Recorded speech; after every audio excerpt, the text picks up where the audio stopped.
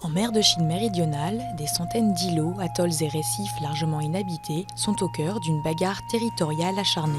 Ils sont situés principalement dans les archipels des Paracels, disputés par la Chine, Taïwan et le Vietnam, et des Spratlys, disputés par la Chine, Taïwan, le Vietnam, les Philippines, la Malaisie et Brunei.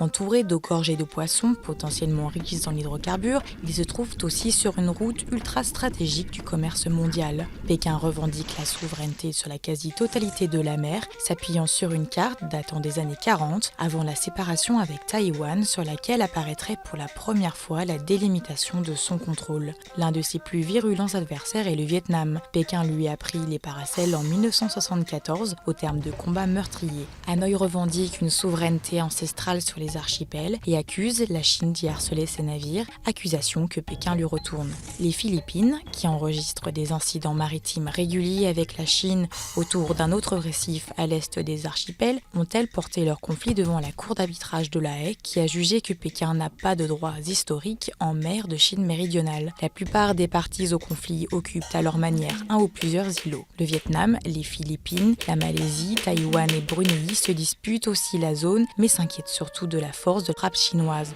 d'autant que Pékin a multiplié les actions d'exploration pétrolière et de remblaiement pour construire ports et pistes d'atterrissage pour avions militaires. Pour contrer la puissance chinoise, des pays tiers comme les États-Unis et le Japon ont renforcé leur appui militaire à Hanoï, Manille et Taïwan, levée d'embargos sur les ventes d'armes, vente de frégates, manœuvres navales conjointes ou accords de défense. Washington revendique, comme le Japon ou l'Australie, le droit à la navigation en mer de Chine méridionale et au survol de la zone. Pour affirmer ce droit, les Américains y ont même envoyé des bombardiers et destroyers. La dispute territoriale a déjà fait des morts et nuit aussi à l'environnement. Les experts s'inquiètent d'une surpêche dans la zone, favorisée par l'absence de gestion commune des eaux.